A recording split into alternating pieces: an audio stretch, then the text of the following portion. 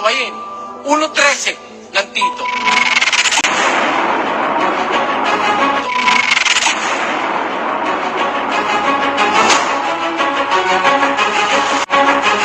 Sawayin mong may kabatsikan sila upang magpakagaling sa pananampalataya. Gusto mong gumaling ang tao? Pag mali, sawayin. In the name of Jesus. Ay, gusto namin kayong manita. Si Jesus Christ dito na nakatira sa akin.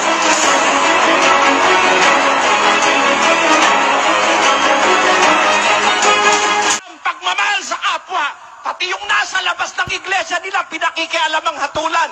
Sa Biblia, ang sabi ni Pablo, sa labas, Diyos ang humahatol! Tinanggap yung walang bayad, ibigay yung walang bayad. Kung sugo ka ng Diyos, binabayaran ba ang pagiging sugo o hindi? Kung walang bayad ang pagkasugo mo, ang alal mo dapat walang bayad. Amen? Kung nagpapabayad, antikristo o hindi? Pag walang kontra sa mali, lahat ng tao maniniwala sa mali.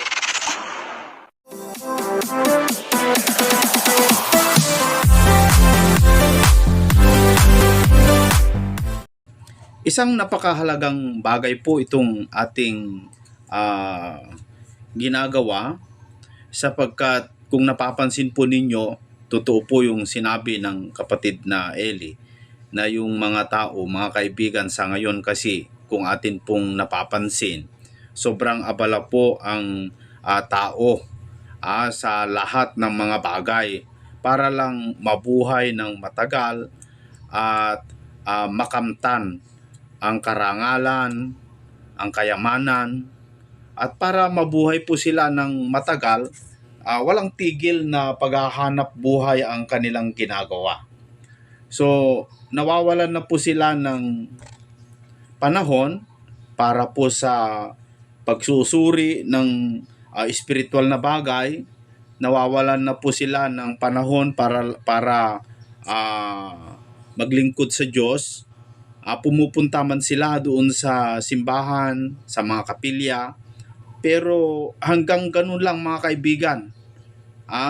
Nagtitiwala na lamang po sila doon sa mga napapakinggan nila sa kanilang pastor o kanilang guro, na hindi naman lang inisip, hindi man lamang nila sinuri kung yun ay totoo mga kaibigan.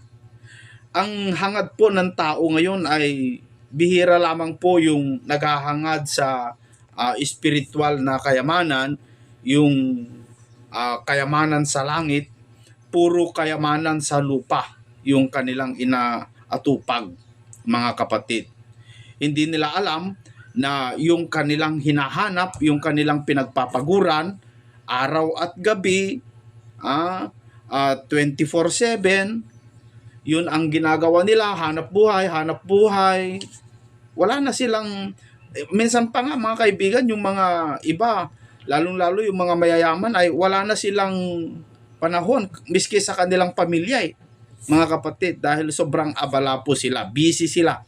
Pero tungkol po sa spiritual na bagay, wala na po silang panahon upang magsaliksik. Tama na sa kanila yung napapakinggan nila doon sa kanilang pastor, sa kanilang mga ministro, sa kanilang mga pari. Okay na sa kanila. Kapag pumunta sila sa simbahan, nagkurus-kurus na lang, okay na. At ginagawa nilang lahat ito, yung pinapagod nila ang kanilang buhay para lang makahanap buhay, para mabuhay ng matagal. Pero alam nyo mga kapatid, kung alam lang sana ng tao ang kanilang ginagawa, na yung kanilang hinahanap ay wala doon sa pinagbibisihan nila o pinaggagawa nila. Kung alam lang sana, kung gusto talaga nilang mabuhay ng matagal, gusto nila talagang magkaroon ng kayamanan na hindi mawawala, dapat sana alam nila ang mga bagay sa espiritual. Dahil lahat ng mga bagay, ayon kay Apostol Pablo, ay mawawala. Yung buhay ng tao, gusto niya, mga kaibigan, ay ayaw niya yung mamatay ng maaga. Gusto niya mamamatay sa mahabang panahon. Pero alam niyo po ba mga kapatid, na mas higit pa ang ibibigay ni Kristo sa tao kung tayo po ay lalapit at magtiwala sa Kanya. Kung atin pong ibigay yung ating sarili, yung ating buhay, yung hinahanap mong kayamanan, yung hinahanap mong buhay na matagal, mas higit pa sa ibibigay ng ating Panginoong Jesucristo kung magtiwala lamang po tayo sa Kanya. Kasi sabi niya doon sa John chapter 3 verse 16, gayon na lamang po ang pagsinta ng Diyos sa sanglibutan, na ibinigay niya ang kanyang bugtong na anak, upang ang sino man ay sumampalataya ay hindi magkakaroon ng buhay na walang hanggan. Yan ang pangako ng Panginoong Jesucristo. At alam niyo po ba mga kapatid, na miski sa buhay na ito, yung ating buhay, hindi natin alam kung paano tatagal, kung kailan tayo mawawala. Kasi ang katunayan, hindi natin hawak ang ating buhay. At alam niyo po ba kung sino po yung nakahawak sa ating buhay? Kung ano pa yung tinatanggihan ng tao, hindi nila alam, yun pala ang nakahawak ng buhay ng tao. Kagaya po ito mga kapatid, gusto kong i-share sa inyo na video ng kapatid na Eli. Panuorin natin mabuti mga kaibigan. At tiyak na tiyak ko po mga kapatid, hindi nyo pa ito napanood. Hindi nyo pa ito alam. Sa ngayon malalaman na po ninyo. Ito na po mga kapatid, panoorin natin. Merong isang bagay na sinabi sa Biblia na hanggang ngayon, maaaring hindi ka panipaniwala sa mga tao, lalo na sa mga siyentipiko. Kasi hindi nga nila matuklasan yun eh. Basahin mo, 21:4 ng Apokalipsis, Luz. At papahirin niya ang bawat luha sa kanilang mga mata, at hindi na magkakaroon ng kamatayan. Hindi na magkakaroon pa ng dalamhati, o ng pananambitan man, o ng hirap pa man. Ang mga bagay ng una ay naparam na. Ayun, sino kaya ang maniniwala ng mga tao ngayon, lalo na mga ateista, na darating yung panahon na hindi na magkakaroon ng kamatayan, wala na yung dalamhati, sa doon sa kalangitan, wala nang kamatayan, wala nang hirap kalungkutan, wala nang hapis lumbay, wala nang panambitan, kundi pawang kaligayahan. Darating na si Jesus, mundo ay matatapos, ang lahat niyang utos, tuparin natin lubos, nang tayo'y maligtas sa salot. Pwede ba? Sa kalangitan, wala nang kamatayan. Ang mga tao, hanggang ngayon, hindi matuklasan yung kung paano mawawala ang kamatayan eh. May garantiya tayo na walang taong makakatuklas niyan. Na mawala ang kamatayan, ang sakit, walang taong makakatuklas niya. Alam mo kung bakit, Sis Luz? Bakit po? Sabi kasi ng Panginoong Jesus, eto, basahin mo ang Apokalipsis. At ang nabubuhay at ako'y namatay. At narito, ako'y nabubuhay magpakailanman. At nasa akin ang mga susi ng kamatayan at ng Hades. Wala naman pala sa tao ang susi ng kamatayan eh. Kaya nga walang makaintindi kung bakit dumarating ang kamatayan sa tao eh. Iisa ang may hawak ng susi ng kamatayan at ng Hades. Sino yon? Ako kayong nabubuhay. Namatay ako, pero ako nabubuhay ngayon magpakailanman. Si Kristo yun, di ba? Opo. Kaya dadating ang wakas, walang taong makakatuklas ng lunas sa kamatayan eh. Opo. Dadating ang wakas. Pero, ang sabi ng Diyos sa Biblia, dadating yung panahon, papahirin niya ang bawat luha sa kanilang mga mata. Hindi na magkakaroon ng kamatayan. hindi na magkakaroon ng dalamhati, ng panambitan, ng hirap pa man, ang mga bagay ng una na param na. Tuloy mo sa 5. At yaong nakaluklok sa luklukan ay nagsabi, narito, ginagawa kong bago ang lahat ng mga bagay. At sinabi niya, isulat mo, sapagkat ang mga salitang ito ay tapat at tunay. Ay nako, pala naman sa salita ng Diyos yan tapat at tunay yan. Gagawin kong bago ang lahat ng bagay. O naniniwala ka ba ngayon dyan, Sis Luz? Kahit hindi mo naaabot, kung paano gagawin ng Diyos yon, dapat maniwala ka. Dahil siya may sabi, kung nakapag-build na, kung nakagawa na ng pagtitiwala sa puso mo, sa Diyos, kahit hindi mo nga maabot kung paano niyang gagawin, dapat maniwala ka na mangyayari yun Tama ba, Sis Luz? Tama po. Bigyan kita ng ideya. Opo. Basahin mo yung 2 Korinto 5:1. Sapagkat nalalaman namin na kung masira ang aming bahay na tabernakulong ukol sa lupa, ay mayroong kaming isang gusaling mula sa Diyos, bahay na hindi gawa ng mga kamay, walang hanggan sa sangkalangitan. Ni San Pablo, nalalaman namin, alam nila, particularly yung core ng iglesia, yung mga apostol, alam namin, sinasabi niya sa mga taga-Korinto, para malaman din ng mga taga-Korinto na merong hindi naniniwala dito Opo. Napansin mo yung pangungusap, Brad Mel? Alin po ba dito yung kapatid na Eli? Nalalaman namin. Hindi niya sinabing nalalaman natin. O basahin mo yung 3:19 ng Roma. Ngayon ay nalalaman natin na ang anumang sinasabi ng kautusan, yaon ay sinasabi sa nangasa ilalim ng kautusan, upang matikom ang bawat bibig at ang buong sanglibutan ay mapasailalim ng hatol ng Diyos. Yan sa talatang yan, ang kausap niya miyembro rin, pero sabi niya, nalalaman natin. Pero on the other side, dun sa 5:1, ang sabi niya, nalalaman namin. At itong kaalamang ito ay tinatawid niya sa taga-Korinto.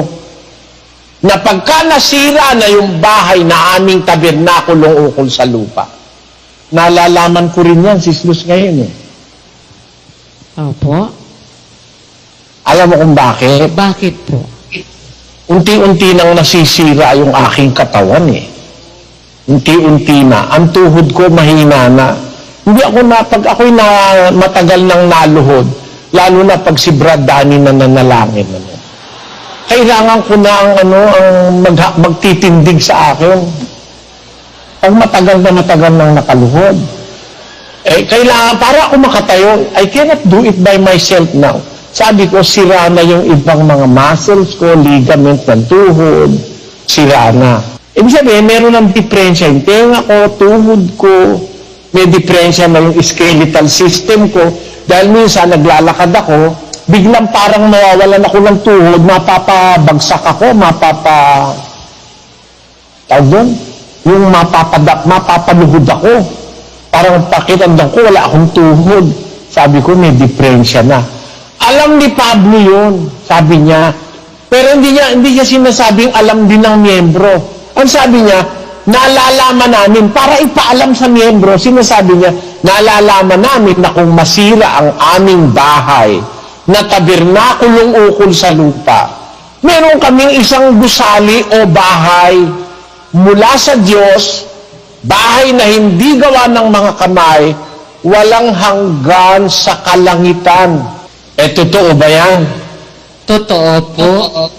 Alam ba ni Pedro? Alam po Kaya niya. si Pablo kasi nagsasalita yan Basahin natin si Pedro. Sa 2 Pedro 1:12. Kaya't magiging handa akong lagi na ipaalaala ko sa inyo ang mga bagay na ito, bagamat inyong nalalaman at kayo'y pinatitibay sa katotohanang nasa inyo. At inaakala kong matwid na samantalang ako'y nasa tabernakulong ito, ay kilusin ko kayo na ipaalaala ko sa inyo. Yamang aking nalalaman na dumarating na madali ang paghiwalay ko sa aking tabernakulo, na gaya ng ipinahiwatig sa akin ng Panginoon nating Hesukristo. Oo, pagsisikapan ko na sa tuwi-tuwi na pagkamatay ko'y inyong maalaala ang mga bagay na ito. Ang tinutukoy na tabernakulo yung kanyang katawan. Kasi malapit na siyang mamatay. Kaya ang sabi niya, ay nalalaman kong dumarating na madali ang paghiwalay ko sa aking tabernakulo. Yung kanyang tirahan. Ang nagsasalita dyan, yung pagkataong loob ni Pedro. Gaya rin naman nung sinasabi ni Pablo na nalalaman namin na kung masira ang aming bahay na tabernakulong ukol sa lupa, yung katawan ng sinasabi niya, Na malakas ang loob namin, ang sabi ko, at ibig pa nga namin ang mawala sa katawan at mapasatahanan na kasama ng Panginoon. ayun pala, Sis Luz. Ha? Opo. Sis Luz. Opo. Yung palang tinatawag nilang tabernakulo na nasisira, naaalis na sila, sabi ni Pedro, malapit na akong umalis. Yung pala yung katawan, Sis Luz, ano? Opo. At pagka-aalis ka na dun sa katawan na yon, may nakahanda naman pala ang Diyos sa langit na tahanan. Amen po. Ang tawag sa Biblia ron, katawang ukol sa langit. Opo. Basahin mo ngayon yung 14:1 ng Juan. Huwag magulumihanan ang inyong puso. Magsisampalataya kayo sa Diyos. Magsisampalataya naman kayo sa akin. Sa bahay ng aking Ama ay maraming tahanan. Kung di gayon ay sinabi ko sana sa inyo, sapagkat ako'y paroroon upang ipaghanda ko kayo ng dakong kalalagyan. At kung ako'y pumaroon at kayo'y maipaghanda ng kalalagyan, ay muling paririto ako at kayo'y tatanggapin ko sa aking sarili, upang kung saan ako naroroon, kayo naman ay dumuon. Ayun pala. Yung ating tahanan sa lupa, yung katawan natin, masisira. Pero pumunta na si Kristo sa langit, ang sabi ng kanyang deklarasyon, sa bahay ng aking Ama, maraming tahanan. Ba't ganun?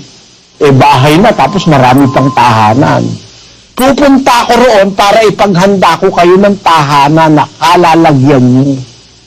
Ayun. Yun yung sinasabi ni Pedro o ni Pablo, na pag nasira na itong aming tahanan na tabernakulong ukol sa lupa, meron naman kaming isang gusaling mula sa Diyos, bahay na hindi gawa ng kamay, walang hanggan sa kalangitan.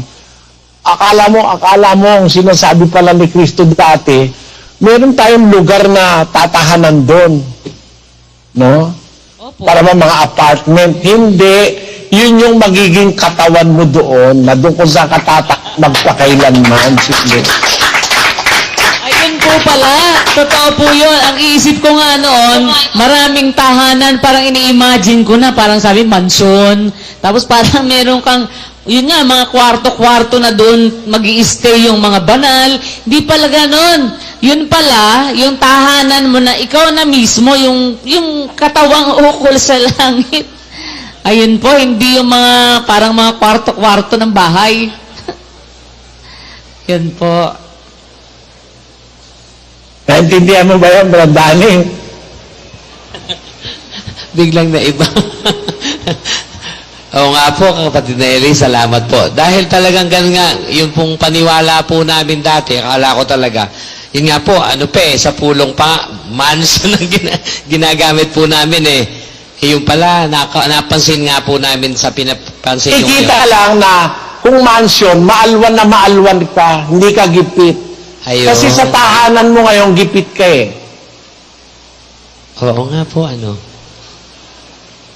May gusto kang puntahan, di mo puntahan. May gusto kang gawin, di mo magawa. Ganun pa. Naintindihan mo, Brad, men? Nabago po bigla nga, kapatid na Eli. Ganun po pala yun. Akala ko rin po yung sinasabi ni kapatid na Luz na kwarto-kwarto po, kapatid na Eli, talaga yung nandoon po sa langit. At ito pong 5:1 po, pag nadadaanan po ito, 5:1 ng ikalawang Korinto, naghahalo-halo po ang nasa isip ko dito eh. Yung umpisa, parang kuha ko po, ang pick up ko po talaga, parang impression ko po, bahay na tabernakulong ukol sa lupa. E di, ito nga pong katawan. Pero pagdating po doon sa mayroon kaming isang gusaling, pag itutuloy lang po yun, mula sa Diyos, bahay na hindi gawa ng mga kamay, nandoon na po, ang lipad na po kaagad ng isip ko, kapatid na Eli. Doon na po yun sa langit, yan nga pong mamanahin. Di ko po mapagtugma, yung pala, yun din yun. Yung ibibigay ng Diyos na bihis na kapalit ng katawang ito nga pong nasisira, panibagong katawan na ibibigay po. Tinan mo ang logic, Badman. Kung ikaw merong bahay doon sa langit, di ba may bahay ng Diyos ngayon? Opo. Bakit naman sa loob ng bahay, magtatayo pa ng bahay? Oo nga. Oo. Salamat sa Diyos na marami, kapatid na Eli. Talaga. Oo nga po. Ngayon, para maalwan ka, lalagyan ka niya ng bahay na yung bahay na yon ay itatahan mo sa bahay ng Diyos. Yun.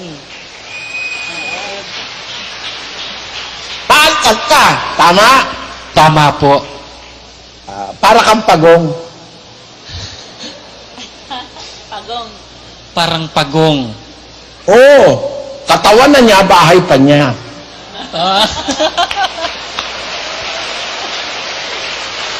Grabe. Ganun po pala, Brad Eli. Kasi ang Diyos ang gumawa ng pagong. Kaya, yung ideya na yon, ideya ng parang sa pagong. Na pag dumating yung panahon po na aalisin na tayo dito, yun na nga po, yung sinasabi nyo kanina, yung bahay na, ngayon kasi limitado nga talaga eh. Yung bahay natin ngayon, hindi naman tumatagos Ay mo ngayon, hindi mo nga madala yung bahay mo sa Mars eh. Opo, hindi ka nga makalabas. Hindi mo nga madala sa langit eh. Opo. Diba? Opo. Hanggang diyan ka lang sa ibabaw ng lupa eh. Pero magkakaroon ka ng isang bahay ng iyong pagkataong loob, na that will free you of all the limitations that we are experiencing now. Naintindihan mo? Opo, amen po. Ngayon, ipinakikita yan ng salita ng Diyos na tapat. Sabi niya, gagawin kong bago ang lahat ng bagay. Papahirin ko ang luha sa kanilang mata, hindi na magkakaroon ng kamatayan, hindi magkakaroon ng dalamhati, hindi magkakaroon ng panambitan man, o ng hirap pa man, ang lahat ng bagay ng una na parang na. Tingnan mo, kailangan ng pagbabago, sislus eh. Bakit po? Kailangan huwag ka nang magutom. Opo. Kaya, para huwag ka magutom, kailangan huwag ka nang kakain. Opo. Kasi sa lupa, para huwag ka magutom, kakain ka. Opo. Tama? Tama. Pag kumain ka, may tae. Opo. Merong waste. Pag uminom ka, dahil nauuhaw ka, pag uminom ka, may ihi. Opo. Hindi maganda masyado sa langit pagka may CR pa. Oo nga. May mabahol pa rin. Opo. May mabubulok pa rin. Opo. Kailangan mo pa rin doon ang malabanan. Oo. May Poso Negro pa. Pero mawawala lahat sa langit yun eh. Kasi bibigyan kanya na ng isang tahanan na walang kamatayan, walang restriksyon, maluwalhati, gaya ng katawan ng ating Panginoong Jesus. Amen. Kasi yung ating pagkatao ngayon ano yan para ang puhunan lang natin to earn another kind of being na wala na nung yung yung mga infirmities, wala na yung mga pangit ng nating kasalukuyang katawan, no? Yung kasalukuyang katawan mo, puro bakterya. Sa kilikili, tagtag ng bakterya, kaya bumabaho. Sa singit, ganun din. No? Sa bunganga, ganun din. Alam mo ba kung gaano karami bakterya sa bunganga mo, Sis Luz? Ilan po? Mas marami kaysa sa tao sa mundo, yung bakterya sa bunganga mo. Ang bakterya ang tao sa mundo ngayon, mga 7 bilyong mahigit. No? Opo.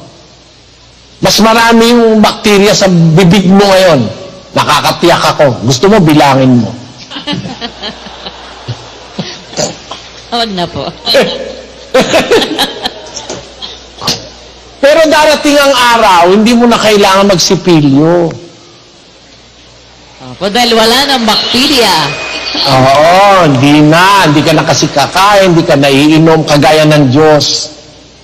Basta mabubuhay ka na ng walang hanggan dahil may inherent life na sa'yo na hindi kailangan sustentuhan ng pagkain para magpatuloy. Amen. Yun ang pagpabago ng lahat ng bagay. Yan, hindi man natin naiintindihan ngayon yan, tiyak na totoo yan, Sis Luz. Di mo man naabot, di mo man naiintindihan kung anong gagawin ng Diyos, magtiwala ka na dahil may pruweba na tayo na ang Diyos ay hindi nagsisinungaling at hindi makakapagsinungaling. Amen.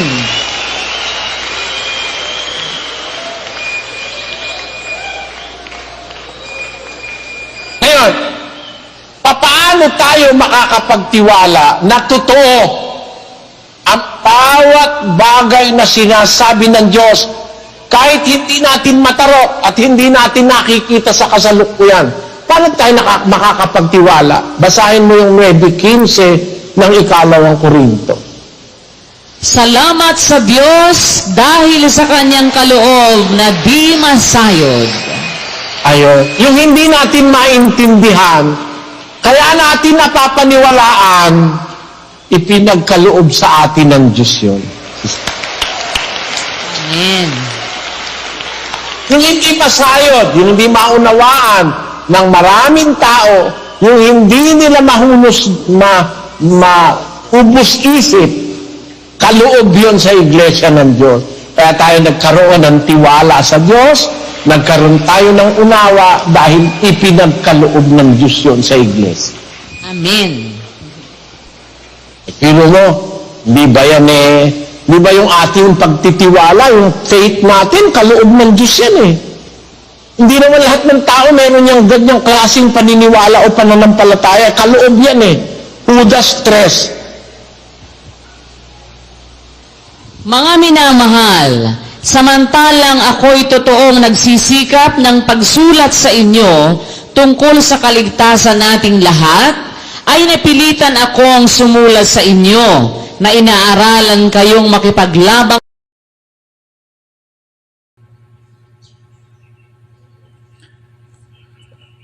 So, ayan po mga kaibigan, napakaganda yung ating natutunan sa araw na ito. Ang ganda po yung video. Putol po yung video, Pasensya po kayo kasi 21 minutes lamang po ito. Di ko alam kung asan yung karugtong. Pero isa sa bagay na aking natutunan ay yung gusto kang ilipat ng Diyos mula sa buhay na may hangganan, ililipat ka doon sa buhay na walang hanggan. Na kung saan yung ating tirahan dito, yung ating tabernakulo ay may hangganan, mamamatay, mabubulok. Pero yung ipapalit na tabernakulo dun sa langit, walang hanggan. Sa totoo lang mga kapatid, yung aking pagkaunawa tungkol sa katawan na inihahanda o yung bahay na inihahanda ni Kristo, yung sabi niya nung siya ay bumalik sa kanyang ama na Sa bahay ng aking ama ay maraming tahanan. Kung hindi gayon, sinabi ko sana sa inyo ito. Sapagkat ako'y paruroon, sabi ni Kristo, upang ipaghanda ko kayo ng tahanan. Napaisip ako mga kapatid, kasi ang unawa ko dati talaga, ang pagkaalam ko, dun sa langit, ay nagtayo si Kristo ng mga maraming bahay na tirahan. Ganun talaga yung pagkaunawa ko rin, no? Pero, tama nga yung logic ni kapatid na Elena, dun sa bahay ng kanyang ama, bahay na nga yun, ba't pa magtatayo ng bahay? Yun po pala mga kaibigan ay, yung bahay na sinasabi ni Kristo, yun po pala yung katawang ukol sa langit. Kasi yung ating katawang ukol sa lupa, ang tawag ay tabernakulo o templo. Yun din po pala, ganun din po pala yung ihahanda ng Diyos, mga kaibigan. Napakaganda, no? Sakto po. Ako'y naniniwala po ron. At ito yung sinasabi ko, mga kaibigan, na kung ang mga tao lamang po sana yung kanilang pinagkakaabalahan tungkol sa kayamanan, kasikatan, nagtatrabaho sila, busy sila para lamang po kumita, para tumagal ang kanilang buhay, may pangsustento sa kanilang buhay, sa mga anak, pamilya. Alam nyo mga kaibigan ay minsan ang tao hindi nila alam yung tinatanggihan nila o yung hindi nila pinapansin na kasi kung titingnan mo yung tao dahil sa kanilang sobrang kabisian sa paghahanap buhay, hindi na po sila wala na silang panahon sa magbasa ng Biblia, magsuri, basta pupunta na lang sila sa kapilya, sa simbahan, sa bahay-sambahan, at kung ano na po yung sinasabi ng kanilang mga ministro, pastor, pare, paniwala na sila, hindi na sila sisiyasat. Hindi na nila inaalam kung totoo ba itong sinasabi niya, ito ba ay talagang nasa Biblia, ito ba ay totoo. Wala na silang pagsisiyasat, naniwala na lang agad. Basta ipinanalangin sila, okay na yun. Hindi na nila ini-interest kung nakaangkla na ba talaga yung buhay nila. Yung kanilang buhay ba talaga ay naka-safety na ba talaga kapag sila'y mamamatay? Agad-agad ba talaga silang makapunta sa langit? O mayroon na po ba talaga silang assurance na mapunta sa langit? O baka dahil lang sinabi ng kanilang mga ministro, mga ngaral, na kapag tanggapin mo si Kristo bilang tagapagligtas ay ligtas ka na, baka nagtitiwala lamang po sila doon. O kaya baka hindi sila masyadong interesado. Kasi ang tao mga kaibigan, sa totoo lang mga kapatid, inosente talaga sila sa banal na kasulatan. At marami pa kahit mga pastor, mga pare, mga ministro, sa totoo lang mga kapatid, napakarami pong mga inosente tungkol po sa kasulatan. Hindi talaga nila alam. Hindi talaga nila naunawaan. Kung ang pastor nga mga kaibigan, araw-araw halos nagbabasa ng Biblia. Tanungin nyo yung mga pastor po ninyo. Yung mga miyembro pa kaya may alam sa banal na kasulatan? Ako, mga kapatid, tinitiyak ko po kung yung miyembro lang, lalong-lalo itong mga pumupunta lang sa simbahan, tiyak na tiyak wala po silang kaalam-alam sa Biblia mga kaibigan. Sapat na sa kanila yung napapakinggan nila sa mga ministro nila. Hindi nga alam kung paano talaga maligtas, hindi nga nila sure kung sila ay mamamatay, mapunta sa langit mga kaibigan Hindi, wala. Yan ang totoo. O itong napanood natin, alam ba ito ng mga karamihan? Basta ang alam lang ng tao, mga kaibigan, kapag namatay, pupunta na sa langit. Yun ang alam nila. Pero ganyan ba talaga ang nasa Biblia?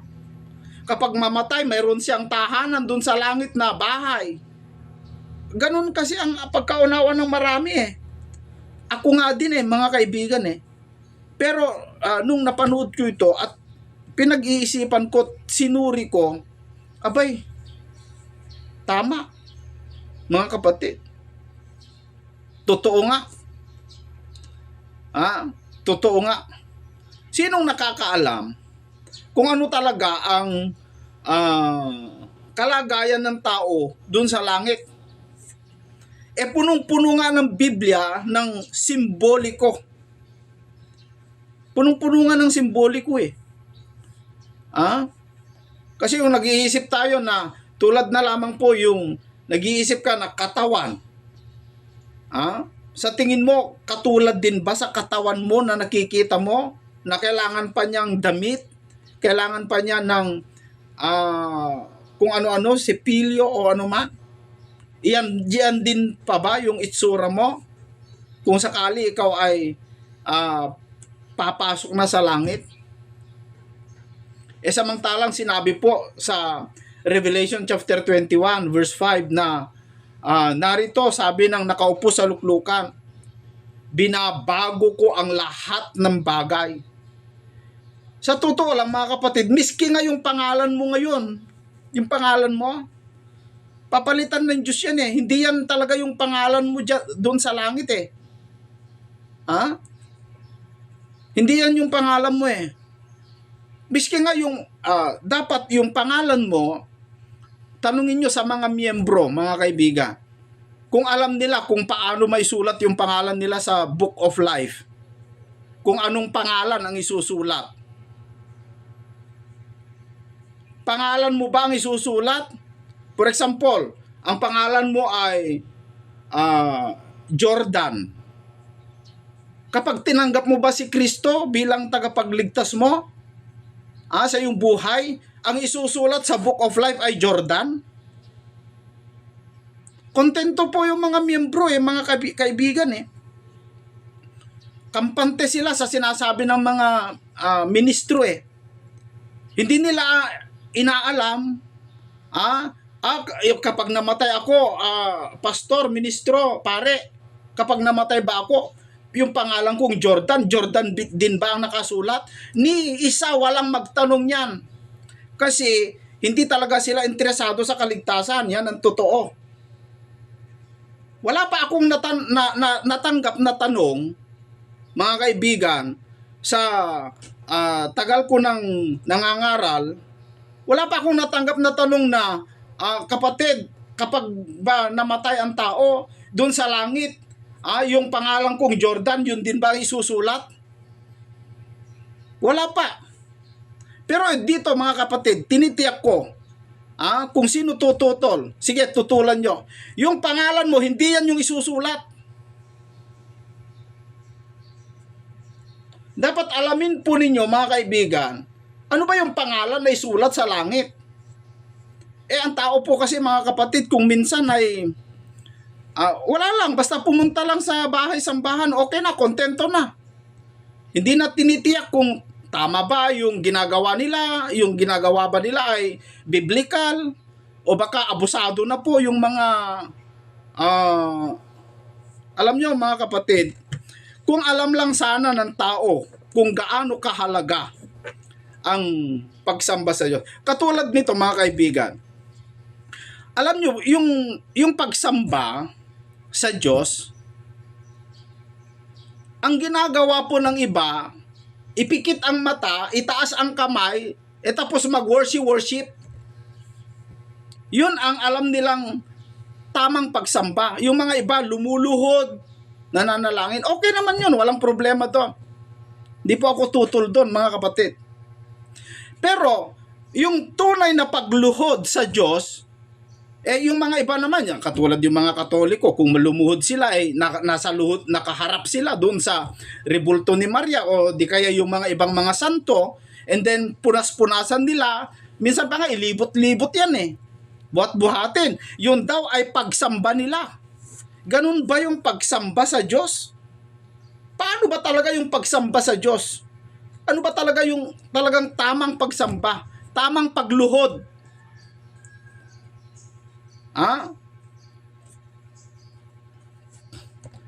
Alam niyo mga kaibigan, yung pagluhod, no? Yung pagluhod sa Diyos, saan ka luluhod? Asan ang Diyos?